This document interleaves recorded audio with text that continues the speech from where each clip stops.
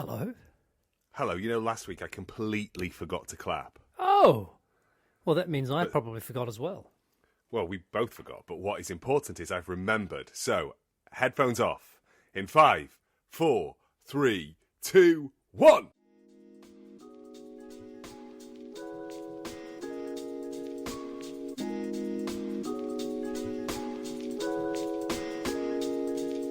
This is a podcast in which two friends talk about the pleasures, absurdities, and imperfections of being human. I'm Simon Ellis. And I'm Lee Miller. Welcome to Midlifing.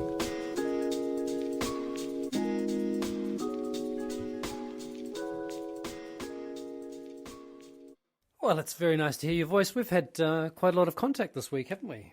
I have been texting and emailing you at a rate of veritable knots. Veritable knots, indeed. It's been overwhelming. I feel a lot of bureaucratic love from you.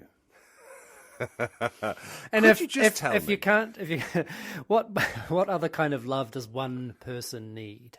I mean, bureaucratic love is all you need. Hey, I have just cut down. I think it's a Beatles song, isn't it? Oh God, I hate the Beatles. Everybody knows that. Yeah. I have just cut down half a yew tree. Sorry, you went all blurry then in your speech. Oh, that's because I spoke too fast. I said, I have just cut down half a yew tree. Which half? I would say the front half or the back half. I don't know. So not the top half. No, because it one of those things that you do. Well, you don't because you've not had an outside space for a long time. But okay, so what can happen is if you have an outside space. Nor have I ever lived in a place where effectively the tree. I'm not sure about the idea of owning trees because they happen to be on the property you own. But no, I've never been in that. Let's say space. Well, we've lived in this property since 2007, and we have had dominion. Yeah, I know. And we have had dominion over its acreage for that period of time. Still in my 30s.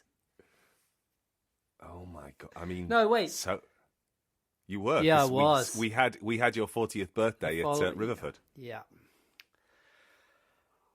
Oh. I know it's a long, long time. Yeah. It's a long time. Yeah. We when we moved in, our next door neighbour was recently retired, and now she's in her 80s. We were young and unimportant academics then, and now we're old and unimportant. So we put this tree in so we moved in the autumn time, so we would have put it in the first summer. So it's been in a pot, but the pot is sitting on top of a bed. And it went in, maybe it was 3 feet tall, maybe. And it is now taller than the house, which is why I had to cut half of it off, because Bob just stood in the garden last night with tears in her eyes and said, I am terrified to think what the root system is doing. It wasn't still in the pot? Yeah, it's still in the pot. I imagine the roots it was just basically circled around the shape of the pot. I think it's safe to say that the bottom of the pot has probably been popped out by the very strong yew. So the pot's still there, though.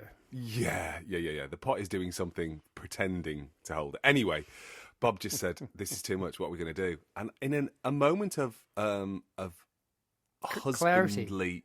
Well, I was going to say husbandly support, because usually I just go, whatever, it's fine. By the time it's a problem, we'll be dead, which is what I have said more than once about that tree. But in a moment of husbandly support, I could see that it was really causing Bob some distress. So this morning, I went to put the washing on the line, and instead of putting the washing on the line, I just went, I'm going to take half that tree down. And I did. So why do you think it was causing Bob so much distress? Because she worries about foundations. Oh, house foundations.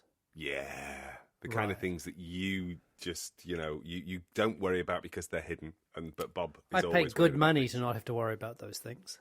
When I said you there, it was like a collective you, one rather than you. Oh, use. Yeah, it was use. It wasn't a renter versus buyer. It was a one tends not to worry about foundations until they are an issue. And I work on the principle that this house has been here since 1540. It's going to stay around a bit longer. Yeah, that's true. I mean, at some point it'll topple, but it's funny that whole you singular, you plural thing, isn't it? I'm increasingly aware of the times I have to seek clarity in our language. When you say you, do you mean... And you or us you? Yeah, and it's I like use. It's one of those use is good, but it's one of those interesting things in relationship to people who are resistant to utilising they them pronouns. It's like, it's grammatically inaccurate. It's like, yeah, here's the thing. Language is kind of inaccurate, so wind your fucking neck in. If it makes someone happy, does it fucking matter? Oh, but actually, it's not grammatically correct. I've heard you split your motherfucking infinitives all day long, you prick. It's not a response I've made, but a response I've wanted to make. Yeah, something like the beginning of Star Trek, isn't it? Exactly. It's like, yeah. Until you rock up and scream into Captain James T. Kirk's face, you split your infinitives, I'm very disappointed in you. You can't complain about trans lives. I'm sure that there's a subreddit about split infinitives and Star Trek. I'm sure. Absolutely. And we know the OED has said that split infinitives don't matter, so blah. Anyway, this is all irrelevant. It's frippery, it's fluff, it's nonsense, because I want to hear about Simon Kennedy Ellis's most recent clunk. Oh, yeah. It's not going to be a long story. So this week, with not at old, she's 11 years younger than me, a colleague who I've known a very long time, we were invited to, give a presentation at a UKRI, no, an AHRC. Anyway, acronyms. No one cares. They care. Anyway, it's the funding body for arts and humanities in this country, for those of you who don't know those acronyms are. And it's for people who are fellows. So the people in the room have received money from this organisation. So they're already in crowd. They're already in group. They're already on the inside. And so it's a day really for them to, if I were being cynical, which of course I'm not, but if I were to be cynical, I would say it's a day designed to help keep them on the inside. Okay. Do you know what I mean? Well, more funding opportunities, more how to basically make the most out of this opportunity you're already being given.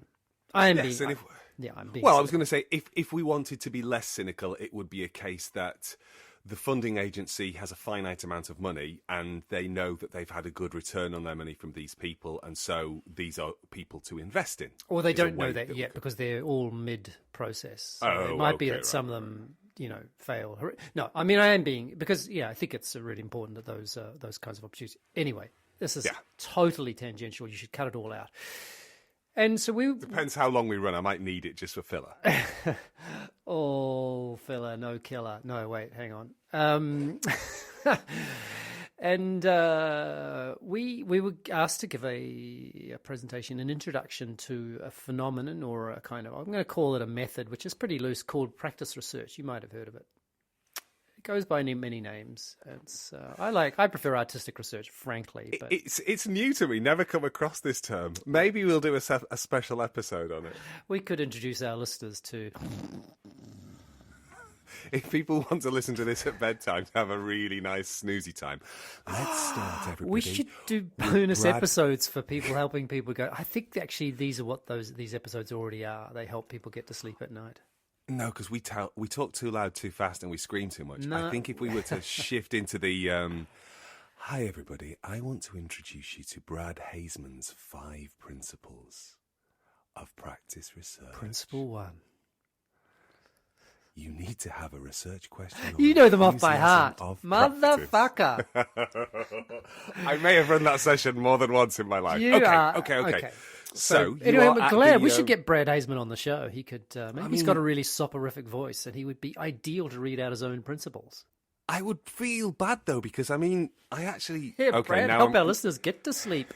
Read some of your stuff to them, because I don't believe that. I think he's really, really good. So I'm saying that my interpretation would bore people, not that the original resource would. Anyway, So Event. And so we were there because we were experts in this murky thing called practice research. And what we did was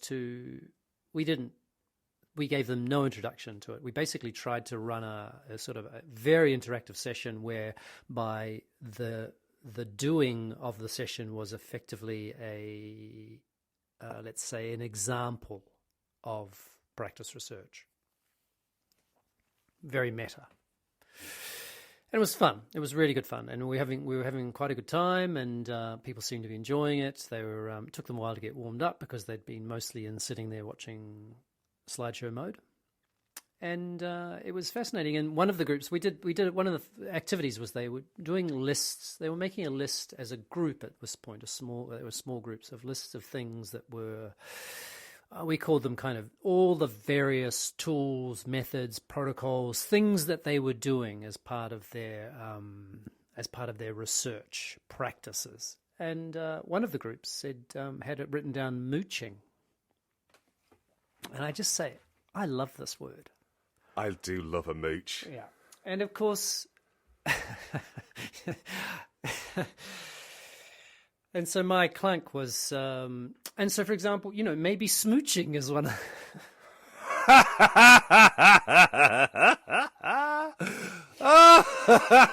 Boy, did the room crack up. Boy, did the room crack up. And I went, that's different, isn't it? And so I doubled down just later on. I said, and if smooching's one of your, so I but it was so, and I did say, talk about Freudian slips. But yeah, that's a classic, if I can talk about myself in the third person, Simon Ellis clunk.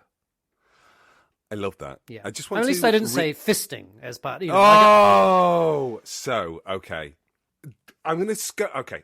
So I'm going to go back to mooching for our North American listeners. Do they know what mooching means? I would have thought it was a North American term. Well, because if only we what had some. What do you understand mooch to mean? Mooch. I think of mooching as being basically kind of just sitting around, like just. Okay, yeah. Same as me. Yeah. But if you call somebody a mooch, certainly in an Italian American context, I know this from my extensive research by watching Goodfellas. If you call somebody a mooch, they're somebody who takes off you. It's kind of a thievery. Oh, the big mooch. As opposed to what we are thinking, which is having a bit of a potter, having a bit of a wand, having a bit of a bit you can mooch in your head. You don't have to mooch in your body, but you could, it's like a bimble, isn't it? Edward S. Casey talks about the bimble as a methodological strategy. Oh, I've never heard of that. That's great. I'm going to just hang on. Let me just write that down. Is that Bimble, right? Yeah, bimble. Yeah, Edward S. Casey. If you want the he's the phenomenologist. Yeah, absolutely. He talks about the idea of the bimble. But it's very similar to, I think, how your friend was talking about, or the person in the room was talking about the idea of the mooch. Yeah, I love it. But in a North American context, mooch might be understood as stealing from. Yeah, like someone who's... Yeah, right. So do you think we should duck go the shit out of that briefly? No, I think I'm just going to leave that hanging because that's a thing for perhaps feedback, info@midlifing. Blah blah blah. Also, actually, if you look on the midlifing.net and go to an episode, you can actually see that there's a little link you can click and send us a text message. Shut up. Yeah, it doesn't. I don't quite know how it works. I haven't tested it, but it's a feature. Where it goes. Yeah. But give it a hell. Push that button. Yeah. Yeah. Push that bell. Smash that bell, listeners. Somebody in Augsburg is getting a message going, was ist das? Mooch. Well, I don't understand mooch and bimble. Das ist nicht meine Sexton Herren. Entschuldigung. Yeah, I ran out of German. In Rome, really quickly. Lil and I decided we'd learn a third language, and we decided it was going to be German. And we spent full 3 days listing all the German words we knew. Most of mine came from Commando comics from the 1970s. Schnell! Die Engländer Schwein! So, mein Gott is very... Mein Gott! Gott und Himmel! Achtung. Anyway. God, you can take the boys out of the 70s. You can't take the 70s out of the boys. Wow, I know, Yeah. I know. Flooding back. So, Yeah, sorry. Apologies to our many German listeners. Yes, I'm that sure. is, Yeah. for many reasons. I apologise. But, where was I? About mooch. Yeah. So Mooch, leaving mooch. it, not looking leaving it up. it, because I was then thinking about mistranslations or misunderstandings or not knowing what something meant. Which reminds me, in a moment of wholly inappropriate behaviour, I decided to explain the concept of soaking to a colleague this week. Well, you'll have to explain it to me now that you've got some practice in. So, first of all, I will preface this with, said a trigger warning. Maybe it's a trigger warning. Or just maybe it's if your kids are listening in. Maybe they shouldn't listen in. But soaking, I heard on a podcast, and I was so utterly struck by it as a concept that I said to a very dear friend / colleague, I came across a term that is like wholly inappropriate, and I can't share it with you, but it really, I'm just really struck by the whole thing. And they said, I'm really up for inappropriate things. And Give also, me the full. But also, that how can you do that to someone? I really want to share with you, but I can't because it's wholly inappropriate. You're basically asking, can I share this, right?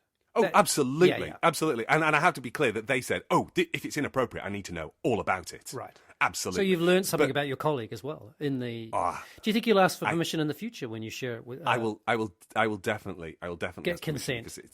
Consent is king. But also, it was one of those things where, because of the context and because I was at work, it was one of those things that I couldn't possibly explain if I didn't say, look, this is wholly inappropriate for work. Yeah. And you need to know that going in. Yeah. Because I'd heard it on a podcast and I was like, what? So apparently, in American Mormon communities, the idea of sex... Just the beginning of a sentence that starts with, in American Mormon communities. Yeah. Apparently, the idea of sex before marriage is, and let's have another German word, verboten. I don't think Lil and I mentioned that word in our list in Rome. You should go I'm back. I'm going to message her today. Verboten. So, sex before marriage, unsurprisingly, is not allowed. verboten. Yeah, absolutely. But the youth of today have found a way round it, and it's called soaking. It is the single most bizarre and non-heteronormative practice I have ever heard. So a gentleman and a lady will become aroused. As they do. And the gentleman, this needs some planning, and the gentleman will, let's say, place himself inside the lady. Okay? So far you're thinking this sounds a lot like sex, aren't you? Oh, and then they just wait? They stay completely still, but this is where it gets weird. That's where it gets weird. Oh, wait until you hear. They get their friends to bounce up and down on the mattress to give the motion, because technically they are not doing it. I mean, it's the lengths that we humans go to, let's say, bend rules. I mean, I wouldn't say that was bending. I would say that was breaking, smash. Oh, but what struck me was, as it was being explained, I was just thinking, hang about. You've gone from two people who can keep a secret to being watched in the act of Congress. And I find myself going, we've gone from a little bit of cheeky premarital sex to borderline orgy. It feels like you've turned the temperature up on the activity significantly than if you'd just gone, let's pop behind this barn. Don't tell anyone.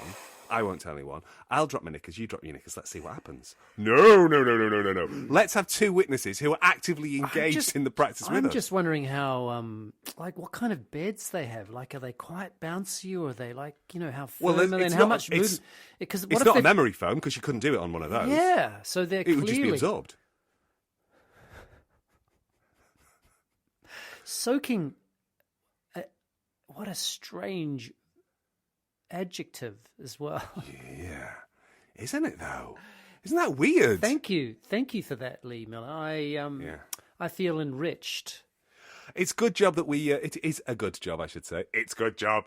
It is a good job that we. Most deaf. Oh yeah. I started watching The Wire again. You feel me? Oh, what a good what a good TV show it is. It is, but it's a good. I was just going to say it's a good job we tick the explicit box. We do. I actually what you know, all this AI floating around the world. Can they? When have I not ticked that box? I tick it every week. Why can't it remember? Like, I think I could write the code to change that front end of their database. Certainly Corbetron could. I could just get him to do it. But you could probably ask AI to write the code for you. Yeah. Oh, well, there's that. That's my response. Like, yeah, we're right off track now, aren't we? I wonder what the technical term for those bouncers. Yeah. If your name's not down, you're not coming in. If your name's not what? If your name's not down, you're not coming in. Nah, don't get the reference. Oh my God! Have you what? So that's what people say. That's what bouncers, door people, say as you go to clubs. Oh no! If your name's not down, you're not coming in. Do they really? It's the idea of you beat you. Well, it's a long time since I was on a guest list. I think I've been on a guest list once in my entire life. And that's the thing. If it's a private, if it's a private members or if it's a private event, the idea that you can't just blag your way in. Most places you just queue for, obviously. Right, I see. But your name's not Dan. Down. I'm saying it in a northern accent. Down. If your name's not Dan, I'm not getting it anywhere. I was thinking, who the hell's Dan? What the hell's Dan? Why? I would just go up to the line and say, "Hi, my name's Dan." If your name is not down, shall I do it I'll do it in my very, very posh. I guess you could say, "Hi, I'm Hello. Down. I'm Down Ellis." Hello. If your name's not down, you're not coming in. Is that better? Does that feel more queenly? Hello? Yes, I'm listening. No. I've been listening the whole time. Go on. No, it's really great. It's deep listening. Pauline Oliveros. Listen, I've got one little thing to share. Oh, don't be shy. I don't think it's little. You're on fire. You haven't had enough sleep, have you, this week? Or is it just release from having release from the application? It's because I've got the weekend off because there's nothing I can do now. Oh, that's got to feel good, doesn't it? Oh, it feels amazing. I was not expecting to have the weekend, but not for some unknown reason, I cancelled everything on Thursday and Friday. Nearly everything. And got it done.